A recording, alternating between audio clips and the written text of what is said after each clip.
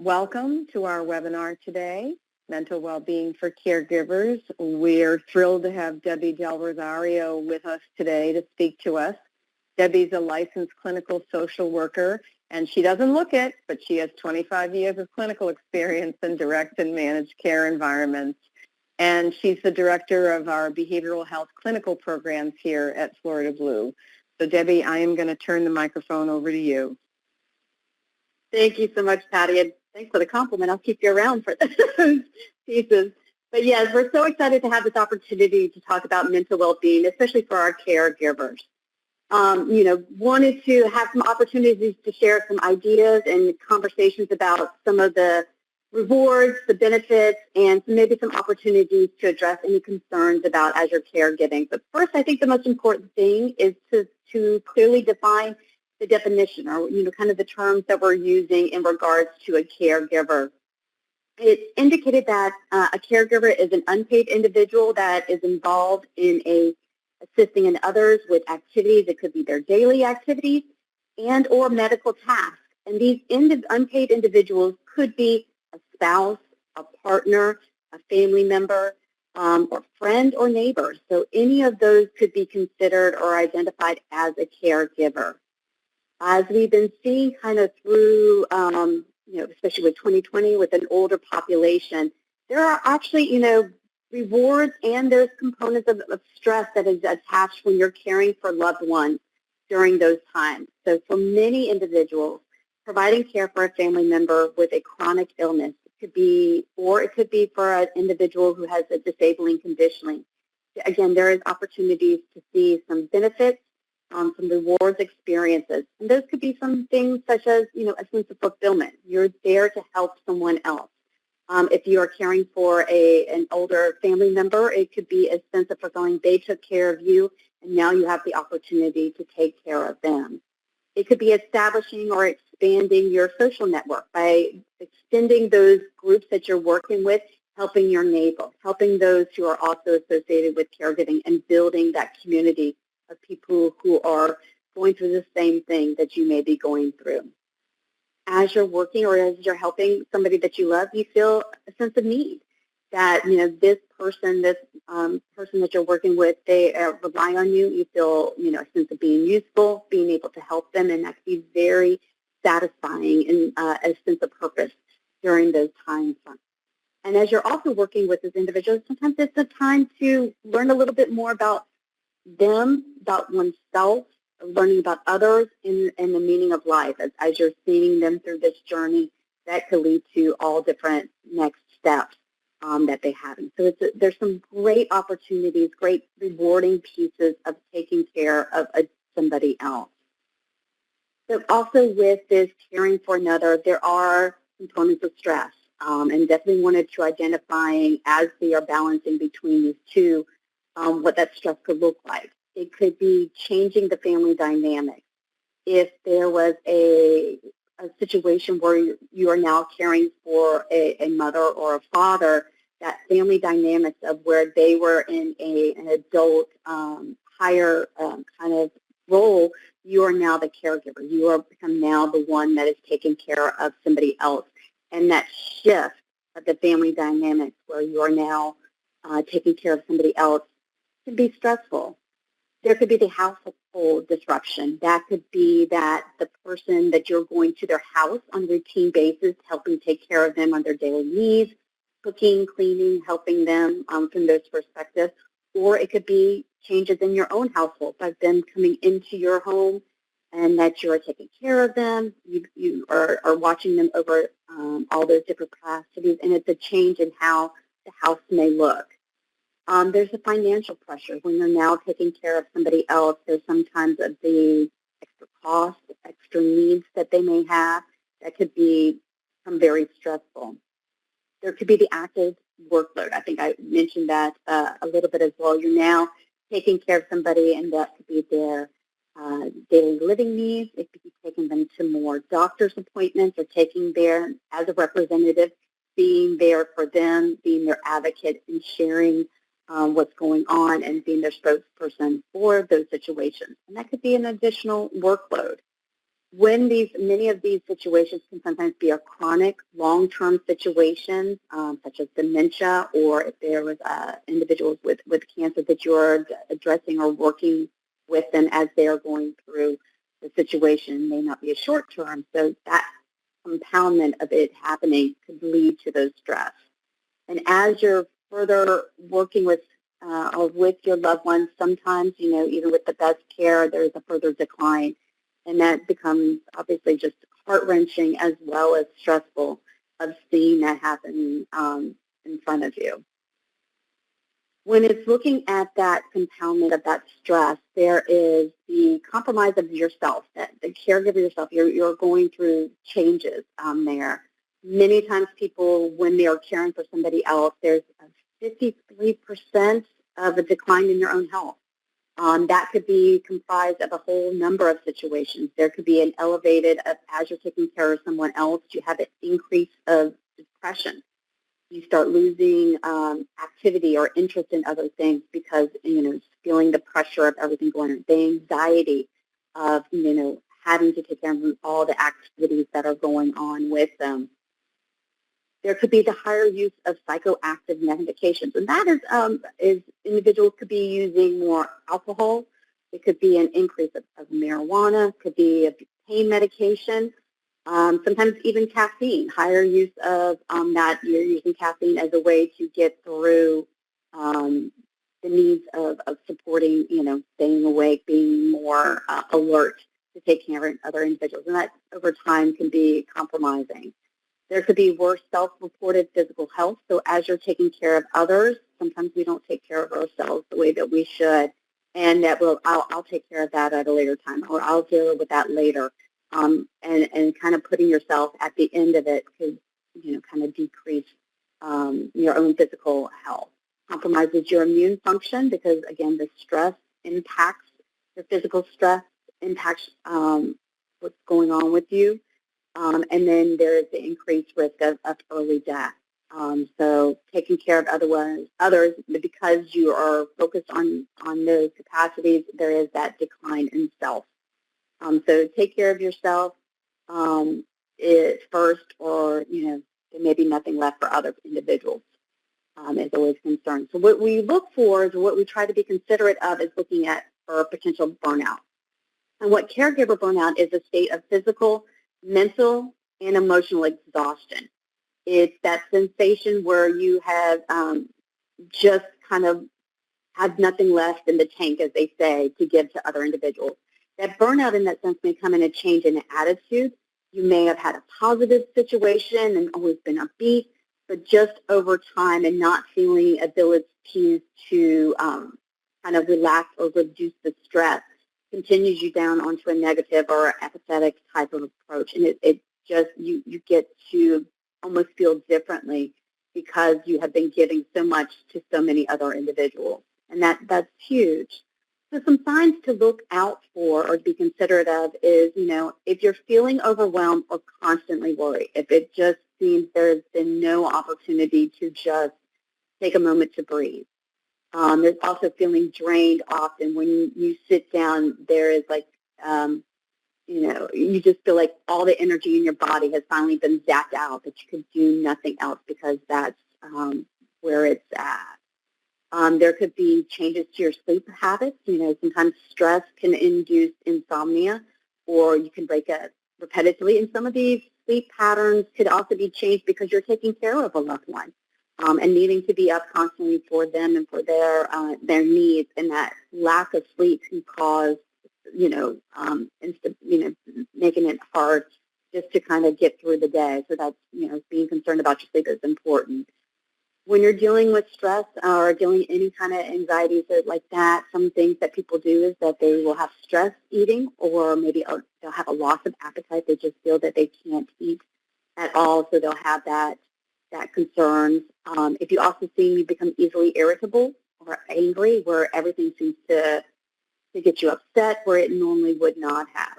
If you have lost an interest in activities you used to enjoy, or feeling sad, again, those are kind of tied into depression. So it's really concerning, or something to be mindful of is that, if you're starting to feel that, are you starting to feel, that these things are weighing on you and becoming more consuming? That might be a sign that not only are you burnt out, but are you becoming depressed during these situations. When we are building up this stress and kind of keeping it all internally, that stress can also leak out physically. So there can be capacity such as you'll have a frequent headache. You can have body pain or other physical problems that can impact because you're feeling that stress during that time. Individuals could be going through or kind of leveraging things such as abusing alcohol or drugs, including prescription medication, to try to help cope during these time frames, could be leading in that. And those signs when you're doing that consistently and impacting it. But some of the causes or some of the reasons why this is happening is that you may be feeling that you're not, or you may be feeling, or you may be not getting any help, that there is no support needed, and feel that that is completely weighted and on your shoulders. That could be very overwhelming, and it becomes almost crushing in some ways, that it's constantly on your mind, that it's, impacting your body, your emotions, that you become, either tearful all the time, agitated all the time, and that demand just is so overwhelming. It could be the feeling of lack of control. You have, needing not, you don't have enough money to take care of everybody else, or, having the resources or skills to managing that all that's being demanded of you.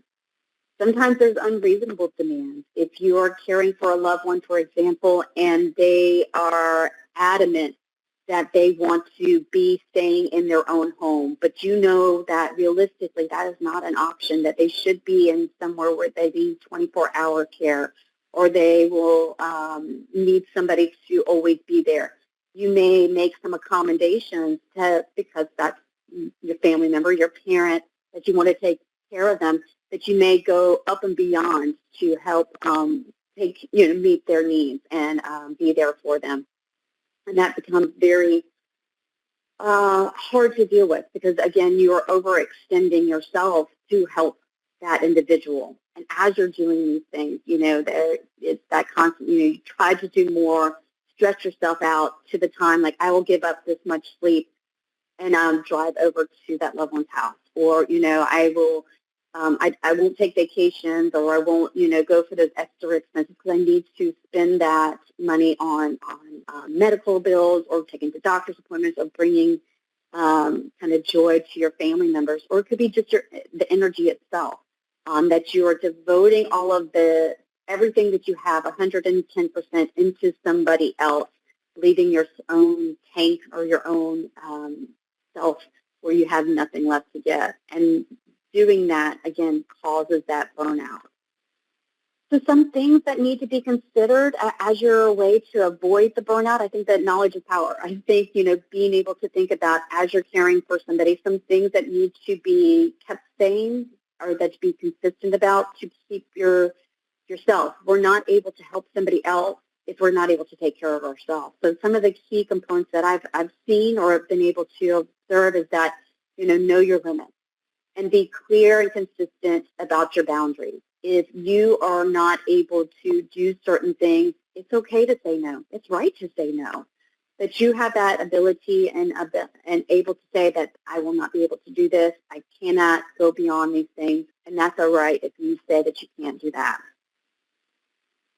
When you're also seeing, a lot of struggling in the chronic, it's easy to see only the negative. If you focus on the positive, if you focus on those moments of light, it can bring you to more on a positive side of things instead of spiraling down into the negative. And it can be hard, when you're struggling, especially with individuals who are having a family member with dementia, and they are seeing their loved one not recognizing them. It becomes very hard to see moments of light, but they're there. It could be that one time that, or certain times of the day that they do recognize you. It could be that you see them smiling, or that they're able to eat during these certain meals.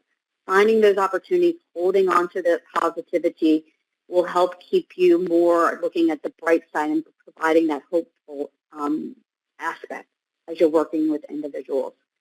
I think the biggest thing is also asking for help and seeking support. It is thought that, as the family member, if you're caring for them, that I can take care of all this. I can take on this responsibility. It's not a sign of weakness if you're asking for help. It's critical that you are outreaching and build a team to help support everything that needs to happen for your loved one as you're caring for other individuals, because we cannot do things alone. We definitely need that team. Most people want to help, but they don't know what they can do. So asking them or providing an olive branch can sometimes make a big difference, and it will help yourself as well during that time. And then lastly, I think that one of the great things to do about avoiding burnout is take time for yourself. I know it may seem like you feel guilty. Why, I feel bad or guilty about, taking a moment to do an exercise class, or taking a moment to go and scroll on TikTok, or watch a movie, or have coffee with friends. But having that time to kind of take care of yourself is just going to bring more of you, true you, out as you're taking care of other ones, because you need those opportunities to remember who you are, to build up your own tank, and finding those opportunities through exercise or through hanging out with other friends or things that bring you joy is going to be super critical, because, again, you need that time, because if you're not able to take care of yourself, and you're not going to be able to have the energy to take care of your loved ones. So some great ways to how to prevent burnout is a couple of folds. One, I think, is great is to keep learning. If you have a loved one who has a chronic condition, constantly learn about that condition. There could be new research, new information, insight about what they're going through that might provide some ability to be empathetic to what they are dealing with, gives you insight of what they're dealing with. It could be also giving maybe some new alternate treatment. It could be giving you some great opportunities so that when you go to their doctor's appointments, you can have great meaningful conversations with the medical team to figuring out the right course of treatment for your loved one. Because we're the advocates. We're the ones that is going to be able to speak to them, and we need to have that knowledge in hand to be able to have those conversations so we can be more realistic of what's going to happen during this journey. Create a team. That team is not only your family, your friends, it's the health professionals that are taking care or part of that group. It could be the medical doctors, their specialists, physical therapists, dietitians, social workers, the whole group. There could also be legal professionals. Sometimes it is bringing in for power of attorney, of having supports of identifying how decisions will be made, how things will happen as the course of this journey that you're going with will happen. Join a support group.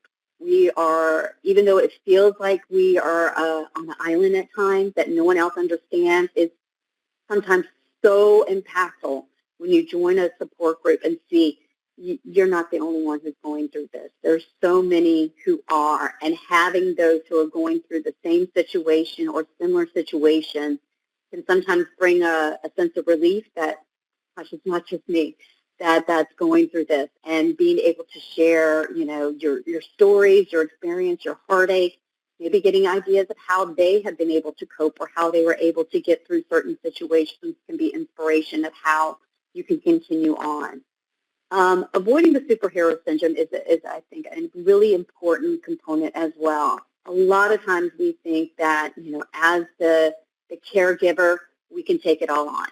I can save the day. I can take care of everything that needs to happen. And that is just going to set you up for failure, because if you constantly think, I can take this on, you keep building onto your shoulders, and it gets to a point it'll be too overwhelming, and that stress will be too much. So being brave enough, I think, is a better term from a superhero standpoint, of being able to ask for help and not keeping it siloed on your own shoulders is important. And then practice acceptance, is accepting, who your loved one is, where they are, what they are able to accomplish, not accomplish at that part of their journey as they're going through this through their life, and being realistic about expectations. Sometimes it is them who think they can be more independent, but being mindful and accepting of saying these are what you can or you can't accomplish, and not expecting them to be able to answer all of these questions. Again, I think about individuals with Alzheimer's or dementia that you may go over there and think that, well, of course they're going to remember me. Of course they're going to remember this person or that person. And sometimes it's understanding, as you learned about, their condition and what their path has been, that it's like that sometimes they won't, and that's okay. You are feeling the love. You are there to help them get through this, and I think it's a great time to continue understanding what they can accomplish, and being realistic, and the expectations can sometimes help you get through or prevent those burnout times. A key part of also, as you are looking at taking care of things and looking at taking care of yourself, like you said, kind of I always think about the airplane, you have to take care of yourself before you take care of others.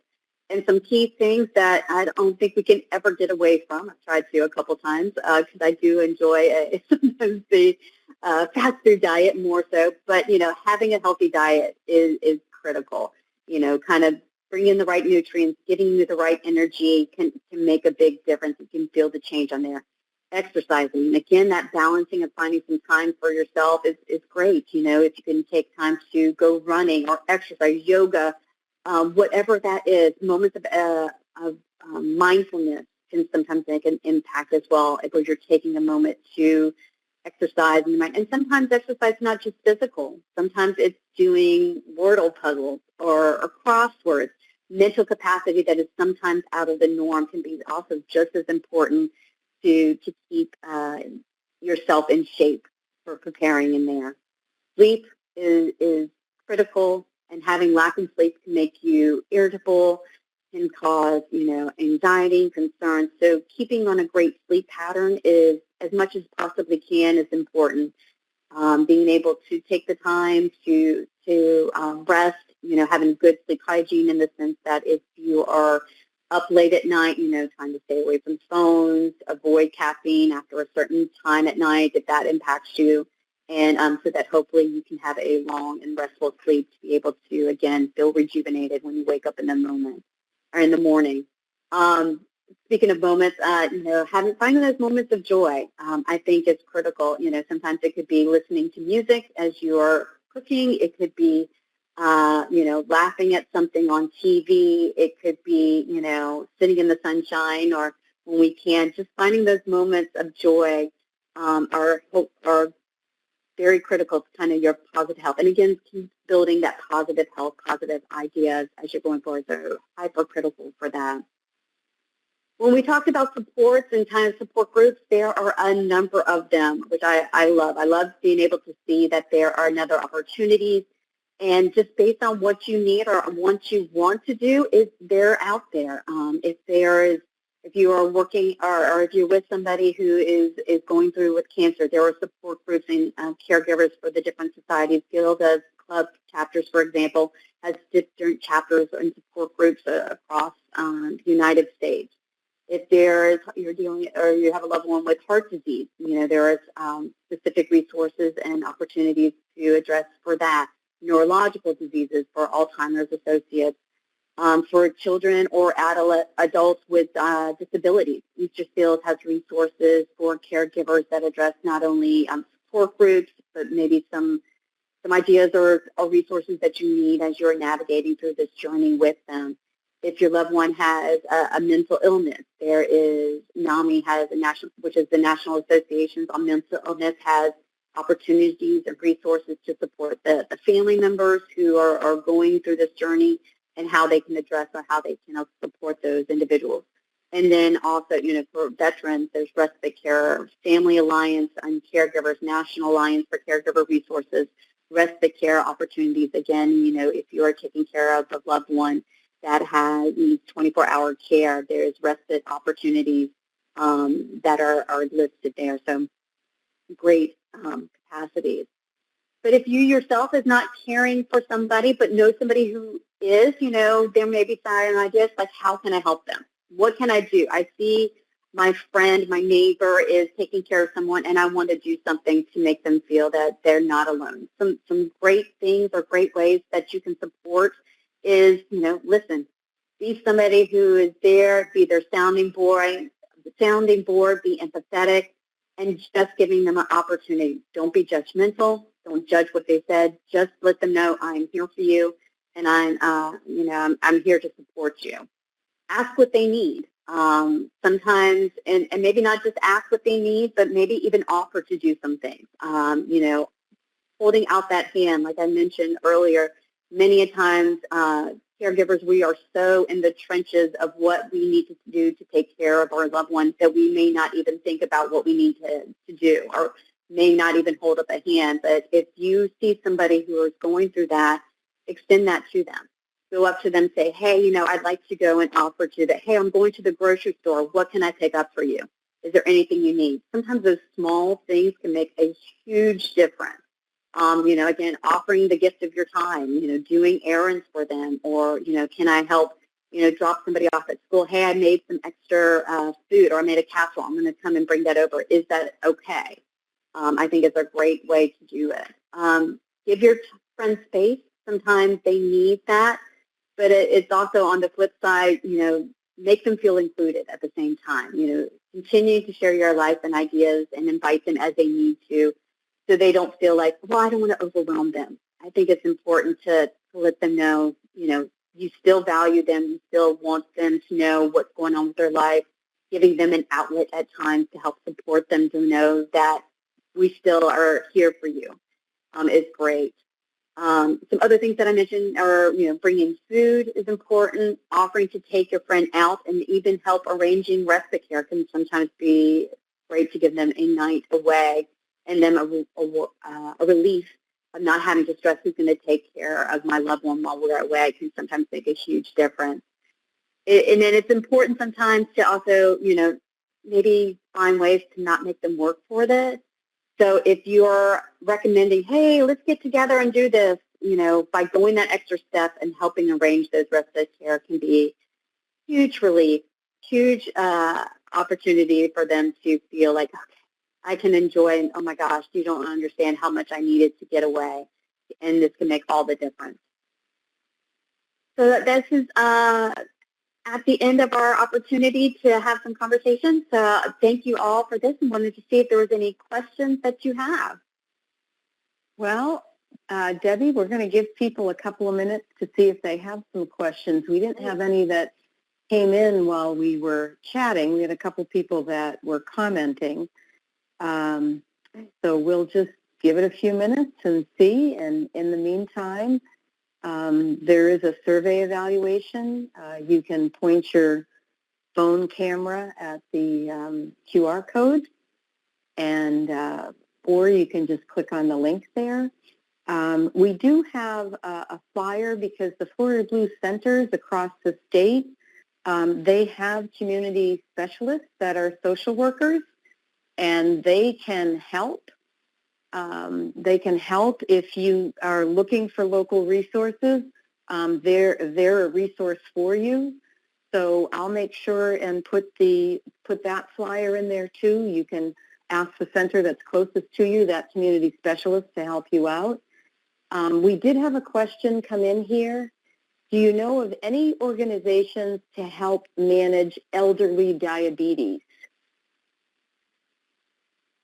I do not, but that is definitely something that we could look into and see what organizations there are. I apologize, I do not know that. Okay. Okay. Yes, we'll do a little bit of research there and see if we can get some information for you. And I will send out a follow-up email, so we'll put that in the follow-up email. We did get a question come in. How do you work with a belligerent parent who depletes your energy and works against you while you are trying to be helpful during their care? Oh, that's tough. It's a very tough one. And some of the beginning parts of, when you're working with a parent, kind of understanding why are they belligerent. I don't think that always changes, kind of how they act, but sometimes understanding why they're acting that way.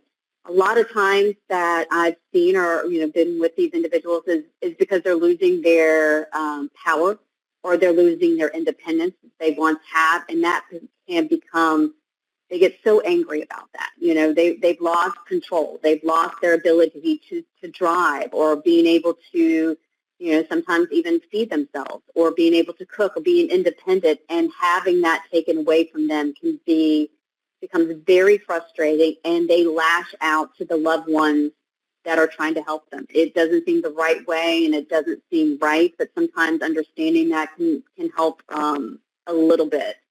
What I have found when you're working, or you're, with that loved one, I think being clear on your boundaries can sometimes is one key way to protect yourself. If, obviously you don't want anybody to be yelling at you, hitting you, anything like that. So letting them know that I'm here to take care of you. And, you want me to be here, but to do that, I need you to stop yelling at me, cursing at me, throwing things at, depending on what that belligerent kind of pattern is. It's critical to let them know what you will do or won't do, and that you're there to help them. That you want to, and that if they don't let you do this, if they keep acting this way, you just have to take care of yourself, and you might not be able to come there as often. So, I'm here to help. You love your parents, you love them, but letting them know that, I understand you're scared, and, we're trying to give you the best life possible, and this is what we're doing. So it is very hard. Okay. So a couple of comments came in as you were talking about that. One person said, yes, she found that the person is scared also, and they'll take it out on you, right? And then another person said, been there, done that. My mom pushed back hard. We did find some middle ground. So, yeah, that's good. And then going through. Go ahead.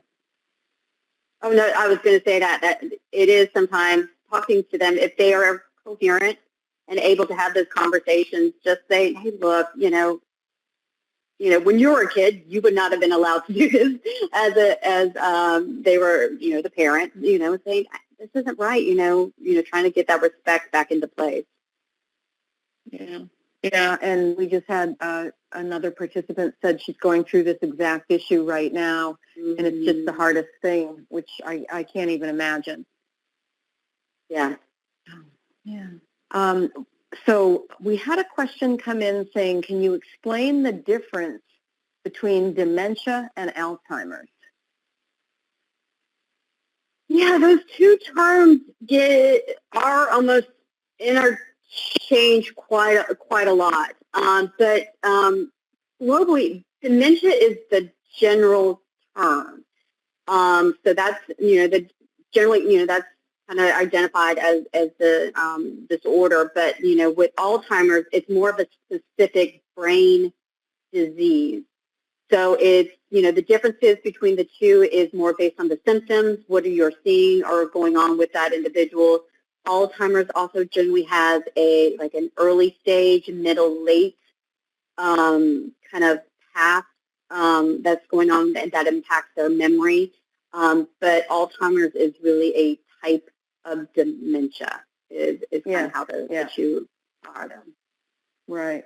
And somebody made a comment when you were talking about that, sometimes the responses can be physical. Someone just mentioned that if the person has had a stroke, that physical response may be even something, a reflection that they're not even aware of. Mm-hmm. Right. Yeah. Great. Yeah. Okay. So is there an organization that provides caregiver assistance for an adult with intellectual disabilities, not mental health? Yes. And I think the Easter seals, I think on that previous slide, I'm going to go back. I think that would probably where I would look at first, but we can also just, again, on the follow-up questions, kind of look back and see what other organizations, but yes, there are those caregivers assistants that are helping individuals with intellectual disabilities. Gotcha. Okay. Someone asked if stress can cause leg cramps. I am not a doctor, so I cannot 100% say that. But I have heard, obviously that's something if you would, check with your doctor, discuss that, kind of impact. But stress can lead to impact into parts of your body. When you're stressed, there could be stress headaches. I've had that myself. Like if you're going through a lot of work, a lot of problems, I suddenly will, have a headache. Or you can start crunching your shoulders and you start tightening that, and then you could have, aches and pains during that same time frame or same area location. So obviously stress can become, as you're kind of keeping things inside, impact you physically. And, definitely, discuss that with your doctor to see if there's any, specifically if it was your leg or maybe that's just where it's located. Okay. People are agreeing with you in Q&A. Yeah. Fatigue and lack of sleep can cause restless, sore legs. When I'm under stress, my back pain increases. So, yeah, it's a definite cycle. I don't think I asked you this one. How can you get your elderly parent to go and get tested for dementia? She is refusing, saying there's nothing wrong with her. And not knowing her, she might be in denial, or might not wanting to know that diagnosis. I think sometimes that could be scary. I always believe in using the truth. Saying if you're seeing certain signs, I think there are some tests I think that you can do. And just kind of assess how that person does, just little things. If you're noticing any changes, if they are forgetting things, you don't want to lead it to the past where you had seen like in the early, Alzheimer's or dementia that, they start forgetting that stuff is on the stove, or they stop forgetting things, people's names or how to repeat things. And I have gone, when you talk to them and they're refusing it, and it could be, starting off, well, why are you refusing it? Are you refusing it because you're not noticing X, Y, and Z examples that we've seen? Are you refusing to go because you're scared of the answer? And, not knowing is not going, or not, you still need to know the answer, and avoiding it is not going to prevent the diagnosis, and maybe just giving you an opportunity to address it sooner. So I would talk to the loved one if they, could be a group decision or group conversations to have, saying, hey, we've noticed these 5 things, and when I've looked up dementia, those are all potential signs. Let's talk to a professional and see if they're right or not. Well, a couple of great comments have come in. Someone said maybe have her primary doctor assist. You know what I mean? You can reach out to their primary doctor, because a lot of times older people really listen to their doctors, right?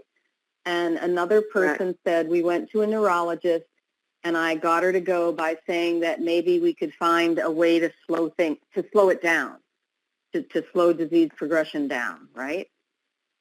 And then someone else just said, I had this issue with my husband.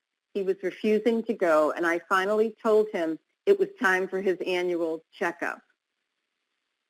Wow, great. These are great suggestions. Yeah, and then someone else saying, I told my mom that knowing there may be treatments that could help them do better, and that prompted her to get checked. Yeah, right. Yes, and someone else agreeing that bringing it up with their doctor in confidence and maybe having the recommendation come from a provider versus you might work. And I do think, I had an aunt who was refusing some things related to her care, and her daughter was having trouble getting her to take the medication, and then she had an episode that landed her in the hospital, and they had the doctor tell her that she had to take her medication every day, and all of a sudden it was no problem, right? Like, so. I can't listen to you, but clearly the doctor is professional. I can definitely do that. So when I mentioned about that team, that's when it is. It's not just you. You need the whole group to include that health professional to help, explain, what you're seeing. And, so that's, yes, definitely one team to get all the information from. That's great. Yeah. Okay. So someone asked, can you share a little more about what kind of services the community specialists at the retail center will provide? I'll send the flyer, but they will help you with community support programs. Maybe if you need transportation services, or if there's any housing assistance or government programs, or anything that might help you with your specific information. I mean, I think I'm going to put the phone number. Let me just type it right in here right now to everybody. I'm going to say Florida Blue Centers. It's 1-877-352. I'm going to say it while I'm typing it. 5830. Oh, okay. Okay, hang on. I just typed it wrong. 352. What did I say? 5830. 5830. All right. There we go. So I just popped that up in Q&A for everybody to sit. But I'll send the flyer, and you can contact them, and you can see which one is closest to you, and talk to. No. So good question just came in. You don't have to be a Florida Blue member to use the services with the community specialists at the center. They will help anyone in the community. It's a little bit different with the nurses at the center, in terms of what they can do for a non-member, but the community specialists are there to help anyone in the community. So it's just a wonderful, they're just fabulous. So I encourage anyone just to try to reach out because there might be some more local help that you're not even aware of. Okay. The next question that came in, what if the person has dementia and you need them to move to an assisted living facility, but they don't want to go and they won't leave their home? How can you get them to move? My mother-in-law has dementia, is living alone in New Jersey. She will not leave her apartment or take a bath or change her clothes, and I don't know what to do about it. Wow, that's so hard. And I think, when I mentioned it earlier, that lack or that taken away independence is, crushing. As we get older, that's the, thing that I think a lot of us want to keep on. I have to stay in my own home. I'm not ready to give that up. I think, depending on her stage in her dementia, if she's able to make coherent thoughts, or is a good time where you can have those conversations, lucid thoughts. Find somebody if it's not if this is your mother-in-law, is it her child? Having them speak to them, or maybe have a group. Is there somebody in the family that they honor and respect, and start talking about? We really want you to live. If it's moving closer towards other family members. If it's moving to a LELF, having her visit, or maybe going there a couple of days. Sometimes they have different events or activities just to get through some of the things that may scare her, of like what that looks like. Kind of getting through the unknown can kind of help a little bit. But reminding her that, you're not able to take care of yourself the way that I know you want to. Especially respecting their tradition and history, if they've always been mindful of, taking care of themselves, or like having a new house, or like cooking for their own foods, and you say, I know you can't do some of these things, and that's not who you are, and I want you to have somebody, hey, we've got people who want to help you and support you, and that's what they'll do at these assisted living facilities. It's either that, or, if there are other options to change, but maybe asking her, again, what are some reasons why you don't want to go to that assisted living facility? Is it financial? Is it being scared? Is it losing her independence? And then just very respectfully listening without judgment, going through those and saying, well, this is why we have to keep you safe. We have to make sure that you're being taken care of. If you fall down, for example, who's going to be there to take care of you? And sometimes bringing a little bit of that reality to those pieces is that it's not that we're trying to take something away. We want to make sure that you're safe and taken care of. Yeah. And then it could be also, looking at it from a legal side as well. If she's had that opportunity, or again, during those times when she's very clear-minded, let's write things down. Let's talk about it from a legal perspective, what that will look like, and sometimes kind of help make those later decisions. Yeah.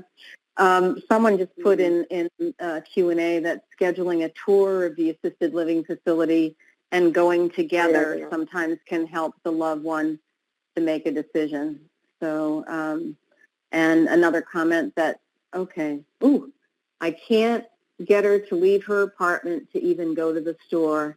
She said her doctor is a quack and she doesn't have dementia. Wow, that's difficult. I wonder if there's anyone that she would trust to tell her something different. You know what I mean? Yeah, that's a difficult one. Yeah. And another comment came in saying it's very difficult to reason with someone who has dementia or Alzheimer's, and you have to figure out constructive ways of getting the information to her. Right. Yeah.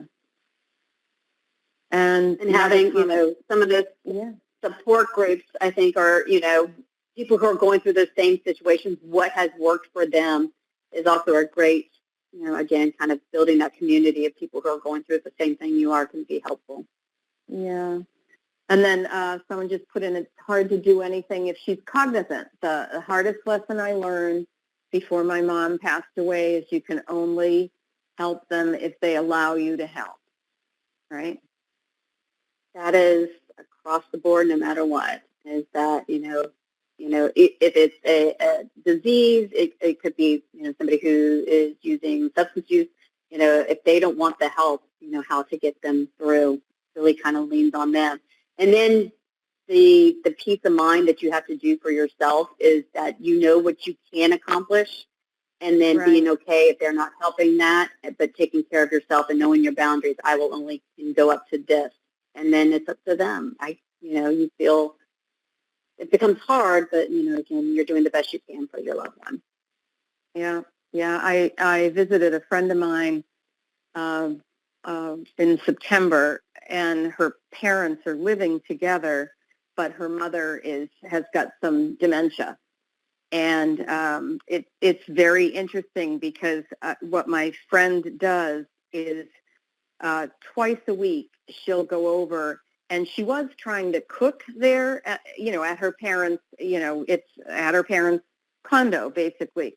But then she stopped because it was really upsetting her mother. What are you doing in my kitchen? So now what she does is she cooks the meal ahead of time and just brings it over, and then her dad will heat it up, and then she seems to be calm about that. And, every week trying to give her mother a shower it's a fight every time. So, so she said, I just have to, just the day when I'm doing that, I just know that she's going to be very, very nasty to me.